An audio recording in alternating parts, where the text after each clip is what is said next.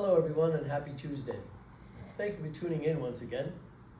So today, because it's nearing the end of school year, I decided to search for a story that talked about an inspirational incident with a teacher.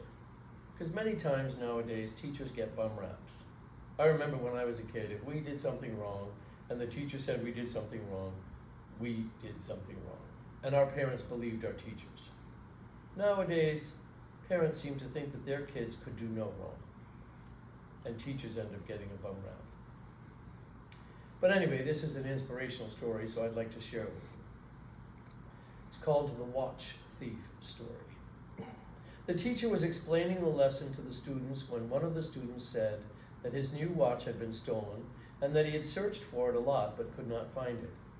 The teacher asked all the children to stand in one row and requested them to close their eyes so he could check them. The child who stole the watch was afraid of being caught. The teacher checked each child, and when he put his hand in one child's pocket, he found the watch. He took it and continued checking the rest of the students. After the teacher finished, he asked the students to return to their seats. The child was terrified and thought the teacher would expose him and teach him a harsh lesson in front of the class. However, the teacher simply asked the owner of the watch to come forward and retrieve it, without disclosing the identity of the student who had stolen it. Years passed, and throughout the school years, the teacher never rebuked the student. The child graduated from school and eventually from university.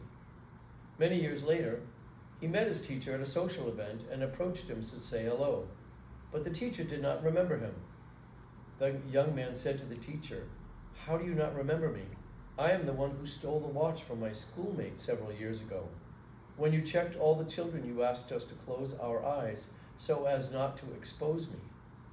Today, I wanted to thank you. Since that day, I have never stolen again." The teacher replied, "Of course, my son, I remember that incident. On that day, I asked all the students to close their eyes so the future of the student who did that would not be ruined. But what you don't know is that I checked everyone with my eyes closed as well, so that I wouldn't hold any resentment toward the student who did it. Today, I learned it was you, and what truly makes me happy is that you stopped stealing and succeeded in your life." This is a great story about giving second chances.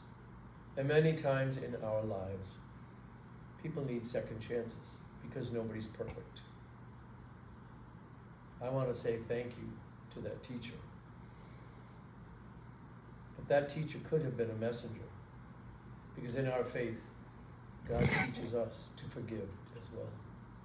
So maybe sometime in the near future or in the distant future, you may come up with a situation where someone needs forgiveness and maybe a second chance.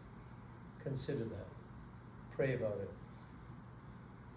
And maybe give that person a second chance. God bless you all and have a beautiful rest of your day. Thanks for joining us.